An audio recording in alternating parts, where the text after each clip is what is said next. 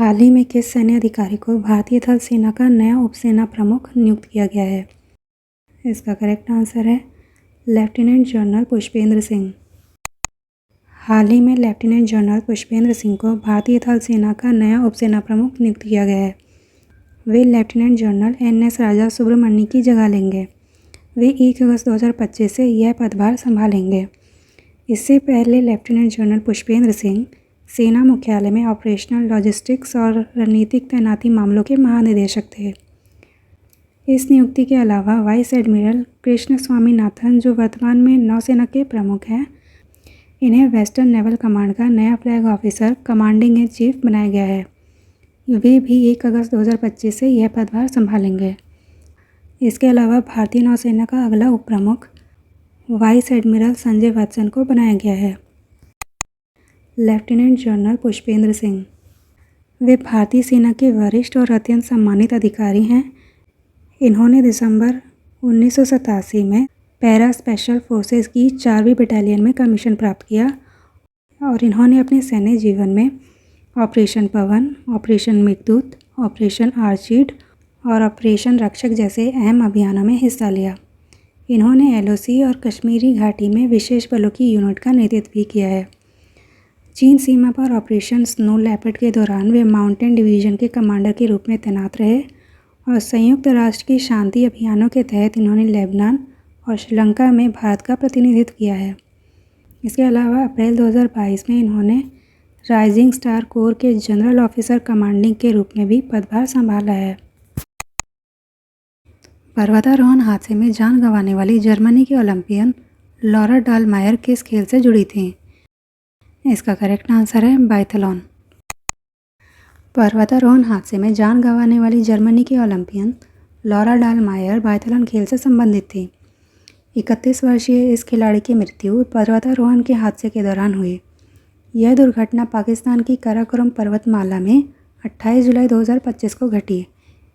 वह लैला पीक पर चढ़ाई करते समय चट्टान गिरने की चपेट में आ गई थी। यह हादसा करीब 5700 मीटर की ऊंचाई पर हुआ था। हादसे के दौरान मौजूद पर्वतारोहियों ने तुरंत राहत दल को इसकी सूचना दी। सूचना मिलते ही अंतर्राष्ट्रीय बचाव टीम को रवाना किया गया, लेकिन दुर्गम स्थल होने के कारण बचाव कार्यों में देरी हुई और 30 जुलाई 2025 को उनके प्रतिनिधियों ने आधिकारिक रूप से उनके निधन की पुष्टि की। जर्मनी की यह खिलाड़ी बाइथलन खेल से संबंधित थी और 2 बार की ओलंपिक चैंपियन और 7 बार की विश्व विजेता रह चुकी हैं। इन्होंने अपने अंतर्राष्ट्रीय करियर की शुरुआत 19 वर्ष की उम्र में 2012-13 के IBU वर्ल्ड कप से की। सोची शीतकालीन ओलंपिक 2024 में इन्होंने व्यक्तिगत स्पर्धा में 13वां स्थान हासिल किया। वर्ल्ड चैंपियन 2017 में इन्होंने 6 में से 5 स्वर्ण और 1 रजत पदक अपने नाम किया। इसके अलावा इन्होंने 2016-17 में ओवरऑल वर्ल्ड कप जीता और विश्व रैंकिंग में शीर्ष स्थान हासिल किया और 2018 के प्योंगचांग ओलंपिक में स्प्रिंट और परसूट दोनों में स्वर्ण जीतने वाली पहली महिला बनी। मई 2019 में इन्होंने 25 वर्ष की उम्र में खेलों से संन्यास लेकर पर्वतारोहण के क्षेत्र में अपने करियर की शुरुआत की। जुलाई 2025 में ग्रेट टैंगरो टावर पर इन्होंने सफलतापूर्वक चढ़ाई की और हाल ही में लैला पीक अभियान के दौरान एक दुखद हादसे में इनका निधन हो गया। बाइथलॉन यह एक शीतकालीन ओलंपिक खेल है और इसमें क्रॉस कंट्री स्कीइंग और शूटिंग दोनों शामिल होते हैं। इसके खिलाड़ी बर्फीले ट्रैक पर स्की करते हुए निर्धारित बिंदुओं पर निशाना लगाते हैं और निशाना गलत लगने पर पेनल्टी राउंड और समय जुर्माना लगाया जाता है। इस खेल में गति के साथ साथ एकाग्रता और सटीकता दोनों महत्वपूर्ण होता है। बाइथलॉन को 1960 के शीतकालीन ओलंपिक खेलों में पुरुषों के लिए और 1992 में महिलाओं के लिए शामिल किया गया। हाल ही में किस देश में क्ल्यूचेवस्काय ज्वालामुखी में विस्फोट की घटना सामने आई है? इसका करेक्ट आंसर है रूस। हाल ही में रूस के इस ज्वालामुखी में विस्फोट की घटना सामने आई है।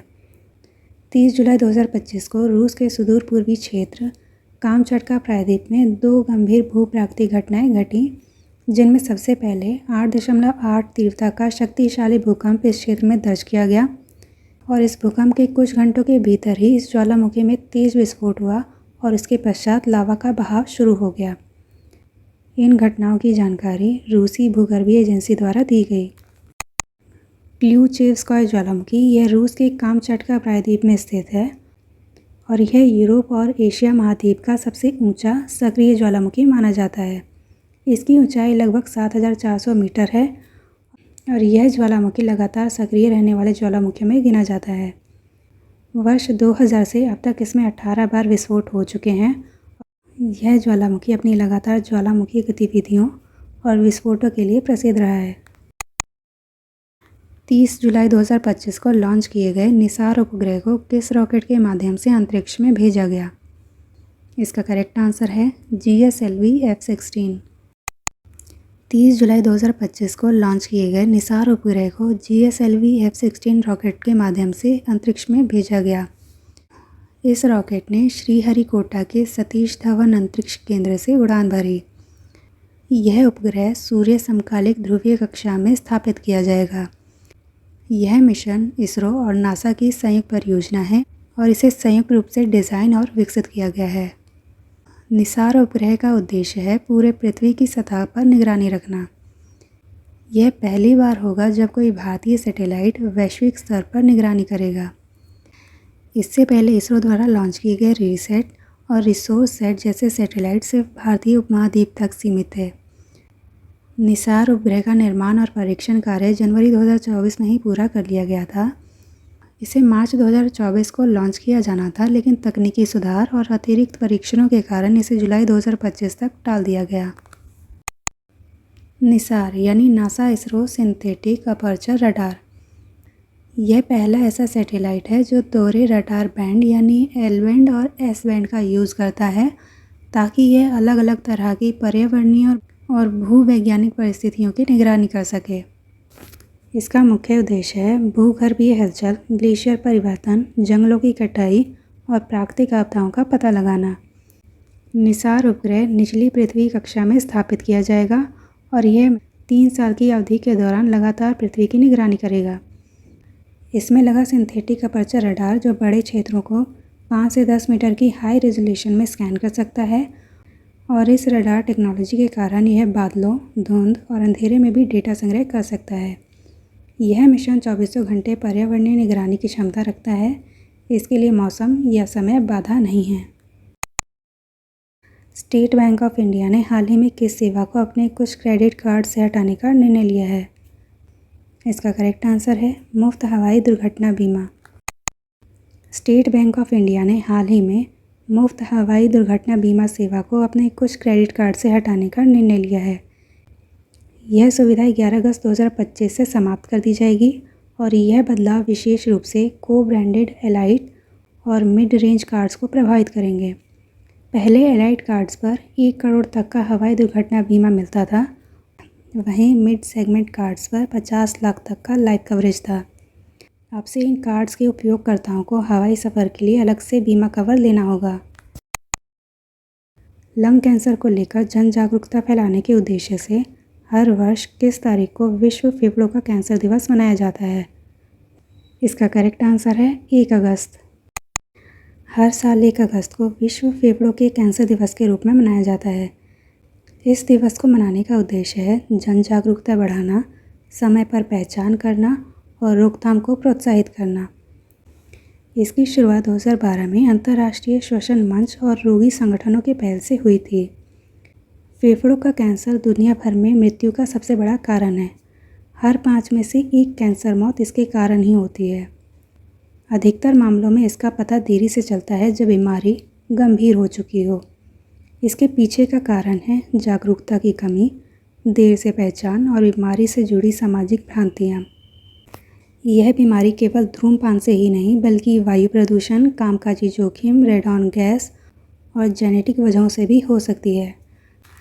फेफड़ों का कैंसर यह तब शुरू होता है जब फेफड़ों की कोशिकाएं अनियंत्रित रूप से बढ़ने लगती हैं और एक ऐसा ट्यूमर बन जाता है जो सांस लेने में बाधा डालता है और शरीर के अन्य हिस्सों में भी ये फैल सकता है। भारतीय रिजर्व बैंक की ताज़ा रिपोर्ट के अनुसार जून 2025 में देश में बैंक ऋण वृद्धि दर कितनी दर्ज की गई? इसका करेक्ट आंसर है 10.2%। RBI की ताज़ा रिपोर्ट के अनुसार जून 2025 में देश में बैंक ऋण वृद्धि दर 10.2% दर्ज की गई, जो जून 2024 में 13.8% थी। यह गिरावट सभी प्रमुख क्षेत्रों जैसे कृषि, उद्योग, सेवा क्षेत्र और व्यक्तिगत ऋण में भी देखी गई। कृषि क्षेत्र में ऋण वृद्धि दर जून 2025 में घटकर 6.8% रह गई है, जो जून 2024 में 17.4% थी। वहीं उद्योग क्षेत्र में ऋण वृद्धि दर सिर्फ 5.5% रह गई है, जो जून 2024 में 7.7% थी। इसके अलावा सेवा क्षेत्र में यह दर गिरकर 9.6% हो गई है, जो पिछले वर्ष 15.1% थी। और व्यक्तिगत ऋण वृद्धि दर भी घटकर 14.7% रह गई है, जो पिछले वर्ष 16.6% थी। यह रिपोर्ट दर्शाती है कि उधारी की मांग कमज़ोर हो रही है और इसकी प्रमुख वजहें हैं ऊंची ब्याज दरें, वैश्विक अनिश्चितताएं और कड़ी वित्तीय स्थितियां। यह परिदृश्य यह बताता है कि घरेलू और कारोबारी क्षेत्र में कम कर्ज लिए जा रहे हैं।